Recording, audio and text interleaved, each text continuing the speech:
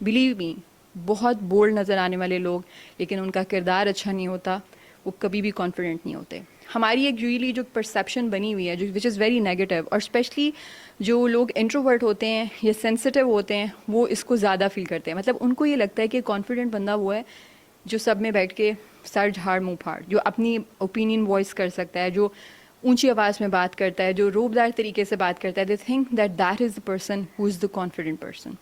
क्योंकि इंट्रोवर्ट लोग they usually struggle with speaking with people, voicing their opinion when it comes to public, or when they are interacting with people who are new to them या जिनसे वो थोड़ा intimidated feel करते हैं। तो वो उनको यही लगता है कि जो बंदा बात कर सकता है खुल के, अपनी ओपिनियन दे सकता है या बहुत जानदार तरीके से बोल रहा है, शायद ये बंदा सबसे ज़्यादा कॉन्फिडेंट है।